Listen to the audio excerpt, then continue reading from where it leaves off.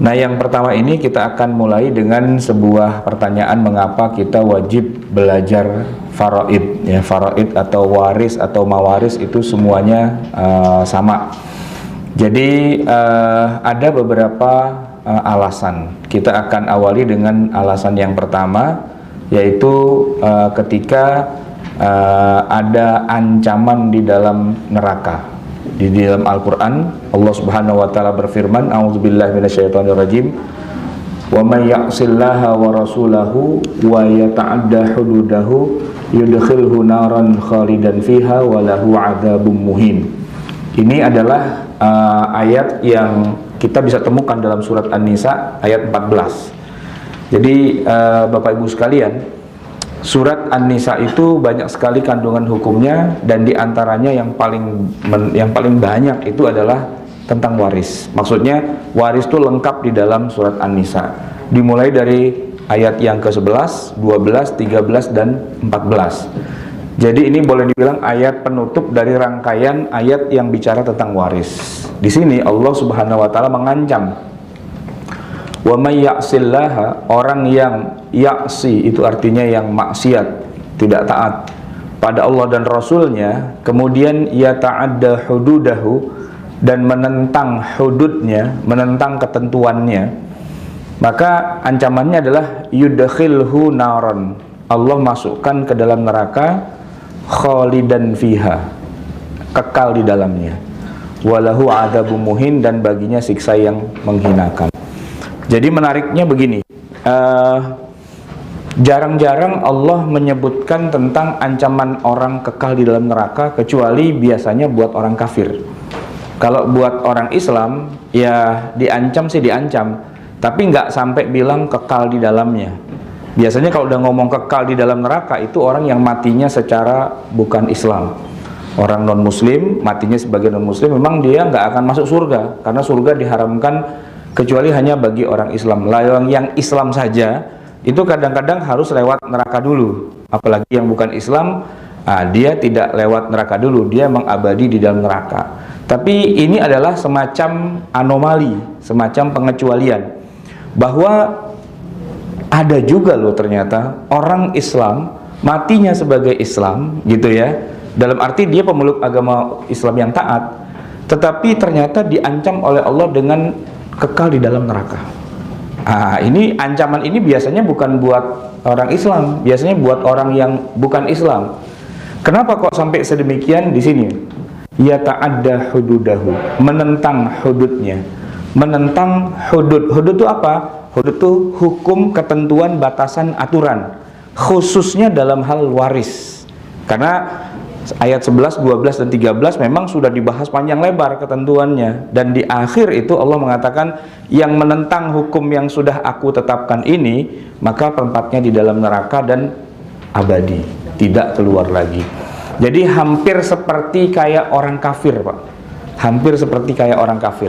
Walaupun matinya tetap kita sholatin, ya, kita tetap doain, tetap kita mintakan ampun dan sebagainya, mungkin bisa dibadalin hajinya, artinya dia orang Islam lah, boleh kita doakan. Hanya saja tempatnya kekal abadi di dalam neraka.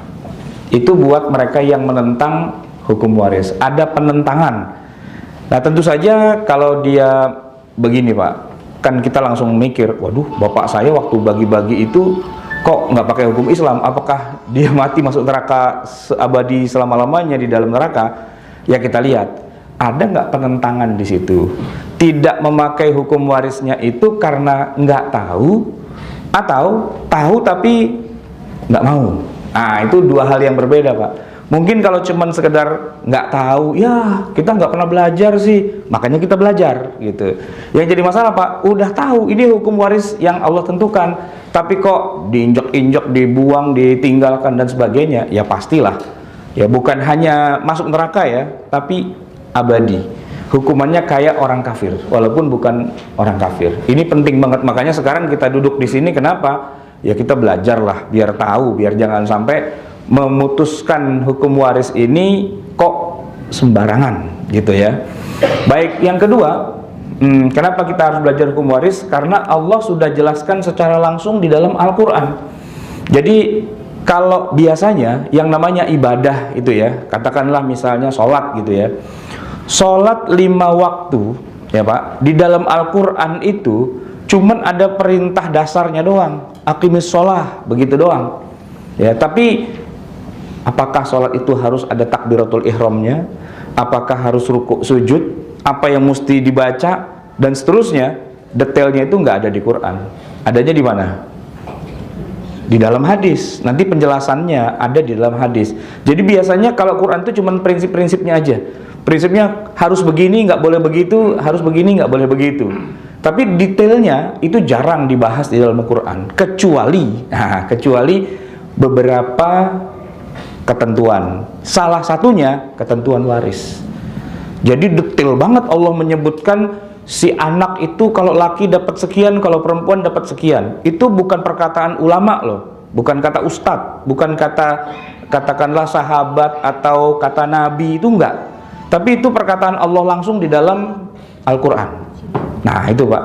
Jadi siapa dapat berapa ya? Bapak dapat 1/6, ibu dapat 1/6, istri dapat 1/4 atau 1/8, suami dapat setengah atau berapa? 1/4 gitu ya. Itu semua angka-angkanya itu ayat Quran yang mulia, yang walaupun kita nggak paham, kita baca doang, itu aja udah berpahala. Nah, detailnya ada di Quran. Jarang loh ada ibadah yang ketentuan detailnya itu ada di dalam Quran. Nah, khusus untuk yang satu ini, nggak mungkin lah kita menentang ketentuan Allah yang sudah dibakukan di dalam ayat suci Al-Quran. Mungkin kalau di hadis masih ada yang bilang, sahih nggak hadisnya? Kan gitu ya. Kalau pendapat ulama siapa dulu nih? Punya kepentingan apa? Ini Quran Pak, yang langsung to the point gitu loh. Yang sudah tidak mungkin keliru, nggak mungkin salah. Udah apa namanya, kalau kata orang Jawa tuh cetolilo-lilo, gitu loh. Apa tuh bahasa kitanya itu? Gitu. Udah jelas banget lah, udah nggak bisa ditafsir-tafsirin lagi. Oke? Yang berikutnya lagi juga ada perintah Nabi SAW secara khusus buat kita untuk apa? Untuk belajar ilmu faraid. Jadi kita hadir siang ini nih di ruangan ini lagi menjalankan perintah Nabi. Ya, nih hadisnya. Ta'allamu al-faraidah. Kalian itu wajib mempelajari ilmu faraid. Itu jarang-jarang Pak Nabi nyuruh kita belajar secara khusus. Bahkan sholat saja, sholat ini kan yang akan ditanya awal mula kita nanti bertemu Allah itu kan yang ditanya tentang sholat. Ya, karena sholat 5 waktu itu tiang agama dan seterusnya. Nggak ada tuh perintah pelajarilah ilmu sholat, nggak ada Pak. Pelajarilah ilmu zakat, itu nggak ada perintah kayak gitu. Pelajarilah manasik haji, nggak ada. Yang ada cuman sholatlah kamu sebagaimana kamu melihat aku sholat, udah gitu aja. Ambillah dari aku manasik haji kalian, ya udah gitu aja. Nggak ada belajar ya tentang sholat ya, nggak ada. Yang ada tuh ini, ta'allamu al-faraid. Kamu belajar ya, belajar ilmu faraid. Jadi ini hukumnya fardu Pak, wajib bagi kita. Dan Nabi memberikan alasannya kenapa? Fa innahu nisful ilmi. Oh, ntar dulu. Wa'allimuha. Ya, ini Pak. Pelajarilah ilmu faraid biar apa? Biar kita ini bisa mengajarkan. Jadi kenapa di Indonesia jarang atau katakanlah sedikit sekali orang yang menjalankan hukum waris yang benar ya, sesuai dengan Allah dan Rasulnya? Itu alasannya karena banyak yang tidak tahu, ya kan? Nggak diajarin gitu, nggak diajarin di SMA, di kuliah, di mana, di majelis taklim pun jarang diajarkan gitu loh. Padahal itu hukumnya fardu loh Pak. Kita ngajar, nih saya nih lagi jalanin perintah Nabi juga, suruh ngajar. Tapi nggak mungkin kan kalau saya ngajar, saya nggak tahu ilmunya. Jadi ya dua itu perintahnya, belajar dan mengajar. Minimal kalau kita ini ya, mungkin bukan ustadz gitu ya, ngapain ngajar, belum tentu ada yang mau dengerin ceramah. Setidaknya untuk anak kita ya, untuk pasangan hidup kita, untuk keluarga kita, kalau kita tahu ilmu faraid itu nanti waktu bagi waris itu harus sesuai dengan ketentuan faraid yang Allah sudah tetapkan. Nah, alasannya fa innahu nisful ilmi, karena bobot dari ilmu faraid ini bisa diibaratkan seperti setengah dari semua ilmu agama yang ada. Orang itu ya, ustadz itu ya, kalau sudah menguasai ilmu faraid, ilmu waris, dia seperti sudah separohnya lah semua ilmu dia kuasai. Tinggal dia selesaikan separohnya lagi. Kira-kira begitu maksudnya. Fa innahu nisful ilmi wa huwa yunsa. Ilmu faraid ini dilupakan banyak orang. Bukan orang awam seperti kita aja, Pak, gitu. Tapi keluarga-keluarga muslim, muslimah, ya bahkan keluarga kiai, ajengan, para ustadz dan sebagainya belum tentu loh di rumahnya itu kalau bagi waris sesuai dengan hukum Islam. Kenapa? Yunsa, kata Nabi. Sudah banyak dilupakan orang. Bahkan memang Nabi mengatakan wa huwa awwalu ma yunza'u min ummati. Termasuk di antara bagian dari agama Islam yang dicabut pertama kali itu adalah ilmu waris. Jadi kalau sekarang ini banyak ustadz ngajarin tentang, katakanlah ya, kita harus beriman, bertakwa, banyakin zikir, banyakin sholat, banyakin puasa, itu udah banyak, Pak, di mana-mana. Tapi kalau yang ngajarin waris bisa dihitung dengan sebelah tangan, jari sebelah tangan. Sedikit, jarang yang mengajarkan dan jarang yang bisa mengajarkan dengan mudah. Itu masalahnya. Mungkin ngajar iya, cuman makin belajar makin puyeng, Pak. Bukannya makin ngerti, makin puyeng. Waduh, makin susah. Kenapa? Mungkin metodologinya, cara dan sebagainya. Tapi intinya ingin saya bilang bahwa perintah Nabi secara khusus adalah kita suruh belajar dan mengajar, mengajarkan ilmu faraid. Kemudian, nah ini Pak, kalau orang tidak tahu ilmu faraid, lalu dia bagi waris seenaknya aja, ya sesuai dengan istilahnya, ya lihat realitas dah, daripada berantem mendingan gini deh, musyawarah deh, ya ente ridhonya berapa, udahlah gitu. Hukum Allah ya gimana lagi ya, udahlah kita tinggalkan. Jadi banyak nih Pak, pembagian waris bukan lagi pakai Quran dan Sunnah, tapi pakai berdasarkan kesepakatan. Gitu. Wah, ini serem Pak, serem banget. Kenapa serem? Itu tadi. Iya, kalau yang dibagi itu sesuai dengan ketentuan Allah dan Rasulnya. Kalau enggak, berarti nanti ada sebagian di anggota keluarga itu yang makan harta yang bukan haknya, dan sebagian lagi ada yang hartanya diambil oleh orang lain yang bukan haknya. Walaupun ngomongnya ridho sama ridho, tapi kalau langsung diloncatin gitu aja, ngeloncatin tuh maksudnya gini Pak, Allah sudah menyebutkan lidzakari, bagi anak laki-laki, mislu hadzil unsayain, bagiannya seperti bagian dua orang saudarinya yang perempuan.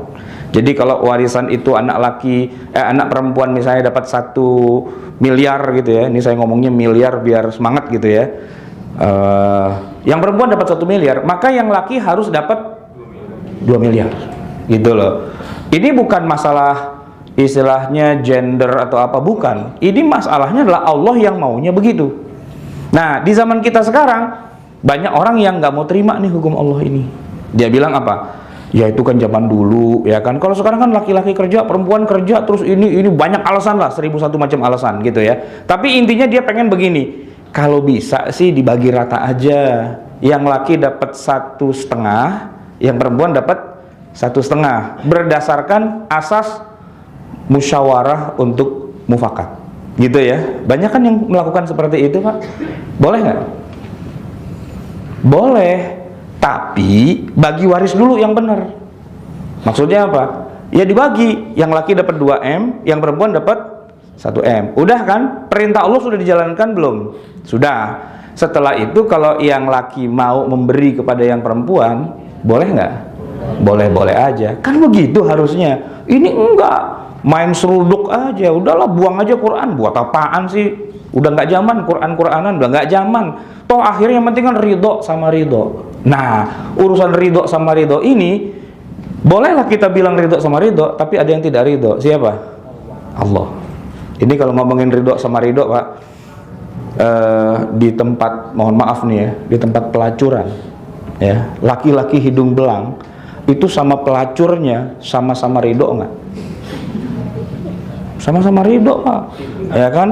Jadi sesudah mereka memuaskan nafsu syahwatnya yang terlarang itu yang laki-laki bayar itu.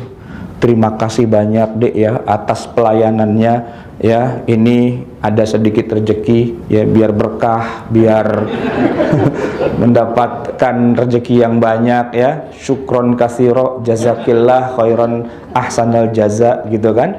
Itu dia ridho karena mendapatkan pelayanan yang memuaskan. Yang pelacurnya juga gitu, ya alhamdulillah bang ya, saya jadi bisa menambah-nambah rezeki, si Otong bisa sekolah dan sebagainya, syukron katsiron ya, saya doain dah biar rezekinya banyak, jangan lupa sering-sering datang ke sini gitu ya. Kan sama-sama ridho. Bisa nggak dua-duanya itu masuk surga? Ya nggak bisa. Kenapa? Karena ada yang di atas yang tidak ridho, Allah Subhanahu Wa Taala. Jadi nggak bisa dengan alasan sudah ridho sama ridho, lalu Allah kita buang aja. Quran nggak usah kita pakai, kita tutup. Itu. Kenapa? Karena memakan harta yang batil itu. Ya. Wala ya ayyuhalladzina amanu la ta'kulu amwalakum bainakum bil batil. Nah, kemudian kenapa kita juga harus belajar ilmu waris? Karena ilmu waris ini sudah sangat langka. Langka itu artinya jarang. Jarang diajarkan, jarang dibahas, jarang juga dikenal oleh kebanyakan kita umat Islam. Belum tentu loh yang Pak Haji itu, Pak Haji, Bu Haji gitu ya, masyarakat manggilnya Pak Haji karena emang dia ya boleh bilang tokoh masyarakat di situ yang gemar lah dengan pengajian. Rumahnya nggak pernah sepi dari pengajian, ada tahlilan, ada apa dan sebagainya. Kurban sapi lah selalu pastikan, tiap tahun bolak-balik pergi haji, tiap hari rumahnya itu terdengar suara Al-Quran sedang dilantunkan dan sebagainya. Itu tipologi masyarakat muslim modern yang taat itu banyak di Jakarta.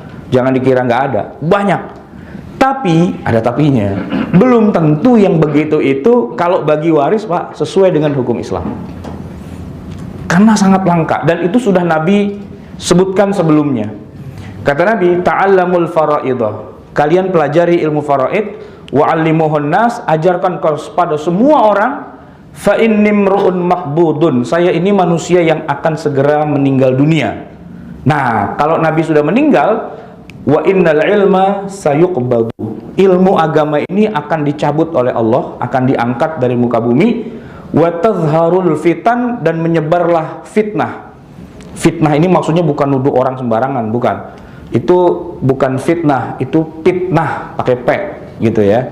Kalau fitnah itu artinya bukan menuduh orang sembarangan. Ini bahasa Arab yang diterjemahkan ke Indonesia tapi maknanya kelilingan gitu. Fitan itu artinya bukan menuduh orang sembarangan. Makanya ayat Quran bilang wal fitnatu asyaddu minal qatl. Kadang-kadang kita bingung. Masa sih cuma nuduh orang aja itu lebih kejam dari pembunuhan? Kalau gitu kita bunuh aja sekalian. Ya kan? Fitnah itu lebih kejam dari pembunuhan. Jadi mendingan mana? Memfitnah orang apa membunuhnya? Kan mendingan membunuhnya karena lebih kejam fitnah itu. Nah, itu fitnah pakai p bahasa Indonesia, keliru. Fitnah dalam Al-Qur'an itu artinya bukan menuduh orang sembarangan. Fitnah itu apa? Satu negeri dihancurkan oleh satu bangsa yang lain sehingga dijajah, dibunuh, dirampas, dirampok dan sebagainya. Itu namanya fitnah. Jadi fitnah itu memang lebih kejam dari pembunuhan karena pembunuhannya bukan cuma satu Pak yang dibunuh. Satu negeri di bumi hangus, itu fitnah. Makanya kita kenal dari istilah fitnah dajjal. Itu dajjal tukang tuduh apa gimana? Bukan. Tapi kehancuran di muka bumi yang dilakukan oleh dajjal. Ada lagi, ada istilah fitnah kubur. Tahu nggak artinya fitnah kubur apa? Apakah pocong itu nuduh-nuduh orang? Woi, lu, wah, enggak. Pocong itu nggak bisa nuduh orang. Fitnah kubur itu maksudnya azab Allah yang ada di dalam kubur. Jadi fitnah itu memang pembunuhan massal, kehancuran, chaos dan sebagainya. Wa tazharul fitan, maka akan terjadi fitnah di mana-mana. Hatta yakhtalifal isnani fil faridah, sampai ada dua orang muslim berbeda pendapat tentang ilmu faraid, mestinya dapat berapa nih? La yajidani man yaqdi biha, tidak bisa menemukan orang yang bisa menyelesaikan masalah ini di antara mereka. Kenapa? Karena ilmunya sudah nggak ada. Nah, oleh karena itu kita perlu belajar ilmu waris karena sudah sangat langka.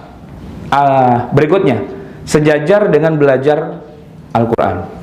Jadi ini menarik Pak. Umar bin Khattab radhiyallahu an, beliau pernah bukan bersabda ya. Kalau Allah berfirman, Nabi bersabda, kalau sahabat itu apa? Bertuah lah gitu ya. Ta'allamul faraidah. Kalian harus belajar ilmu faraid. Kenapa? Karena ini penting, sebagaimana tata'allamunal Qur'an, sebagaimana kalian mempelajari Al-Quran. Jadi Pak, Quran itu setiap hari dipelajari di mana-mana. Bahkan ada musabaqah tilawatil Quran, gitu ya. Di mana-mana itu yang menang juara dapat hadiah dan seterusnya. Ada gerakan odoj, apa itu? One day one juice, gitu ya. Jadi penghargaan orang terhadap Quran itu udah luar biasa sebenarnya sekarang ini. Bahkan anak-anak kita nih, ya, walaupun bapaknya mungkin baca Quran masih grenet-grenet gitu ya, tapi anaknya di pesantren Quran. Kenapa di pesantren Quran? Karena pengen anaknya menjadi hafiz dan hafizoh, gitu. Saya punya teman Pak, anaknya 9, semuanya hafiz. Bapaknya enggak, gitu. Emaknya juga enggak, tapi yang penting anaknya jadi hafizoh. Itu Pak, di mana-mana tuh kita udah bersyukur. Di setiap masjid tuh ada TPA. Ya, Taman Pendidikan Al-Quran, minimal Iqra jilid 1, 2 sampai 6 itu udah pada bisalah baca Quran. Kita senang semangat orang belajar Quran, tetapi semangat orang belajar faraid itu enggak. Nah, Umar sudah bilang, kalian belajar faraidnya harus semangat seperti orang belajar Quran dong. Kenapa? Karena faraid itu bagian dari Quran. Ayat Quran itu ada banyak, 6 ribuan lebih, di antaranya adalah alat tentang faraid. Jadi nggak bisa faraid itu dibuang begitu aja, nggak masuk dalam kurikulum dan sebagainya, karena ini nanti ujung-ujungnya bisa membuat orang makan harta yang tidak halal. Nah, berikutnya lagi adalah, ini tambahan dari saya. Jadi gini Pak, ini pecah keluarga ini biasanya terjadi ketika rebutan waris. Dulu sih nggak pecah, tapi sekarang jadi pecah. Kenapa? Ini pengalaman saya Pak, di daerah Kuningan itu ya. Dulu kan tanah itu murah, semeter tuh paling 5.000, 10.000 ya, tahun 70-an gitu ya. Tapi sekarang Pak, yang namanya tanah semeter bisa sampai 80, 90 juta, ada yang 100 juta semeter Pak. Bayangin, 1 meter kali 1 meter gitu ya, kita cuma bisa buat jongkok doang di WC itu kan ya, itu 100 juta, bayangin gitu loh. Jadi gimana nggak pada berantem, ya kan? Karena orang tuanya juga tidak mengajarkan ilmu waris pada anak-anaknya. Begitu bapaknya, kakeknya udah pada meninggal, giliran cucunya pada rebutan itu. Yang dulunya udah diwakafin buat masjid, sekarang diakuin, enggak, mana, enggak pernah bilang buat masjid, itu kan cuma dipinjemin doang orang kalau pada mau sholat. Kenapa? Karena harga tanahnya tinggi. Dan satu sama lain, sesama cucu, sesama apa namanya keturunan gitu ya, yang merasa berhak, wah itu pada berantem. Kadang-kadang yang lucu Pak, yang bukan ahli waris aja paling depan ngomongnya itu, ya, paling keras, paling vokal. Padahal kalau diurut, ente siapa? Dengan almarhum itu sebagai apa? Saya mantu. Mantu keras banget suaranya, gitu. Padahal mantu bukan ahli waris Pak. Yang ahli waris itu kan anaknya sebenarnya kan. Saya ponakan dari pihak yang juga bukan ahli waris. Itu sering terjadi. Dan kalau udah begitu Pak, biasanya ribut. Gini dah, kita cari ustadz untuk menyelesaikan masalah ini. Ketemu saya kan, Ustadz bisa nggak datang ke rumah kami, kita lagi perang nih sama keluarga, bisa nggak ditengahin? Saya bilang, gini, ini udah pada siap kalau saya bilang dapatnya segini itu pada siap terima apa enggak? Ya tergantung Ustadz, kalau misalnya saya dapat banyak ya oke aja gitu. Terus kalau emang ente nggak dapat, nah itu dia Ustadz, ntar kita lihat dulu deh gimana perkembangannya gitu. Jadi itu sering Pak kejadian seperti itu. Ustadz, sebelum antum datang nanti minta bocorannya boleh nggak? Bocoran apa? Ya maksudnya kita dapat berapa gitu loh dari sengketa seperti ini. Nah itu Pak, saya bilang gini, sini duduk, ini kan ada lembaran kayak gini Pak. Ya, saya kasih lihat. Almarhum tuh yang di sini. Ente tuh di mana di sini? Dia mikir, di mana ya? Dibalik lagi gitu. Ini almarhum, iya. Ustaz, ada yang kurang nggak Ustaz? Nggak ada, udah yang ini doang. Gitu. Pakai ada yang kurang apa enggak gitu kan? Rupanya nggak ada Pak di situ, gitu loh. Oh jadi saya nggak dapat Ustaz ya? Enggak.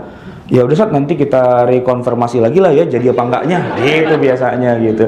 Tapi kalau yang dia ada, ente di sini, berarti ada dapat gede dong. Jadi Ustaz, malam ini juga lah kita acaranya gitu kan.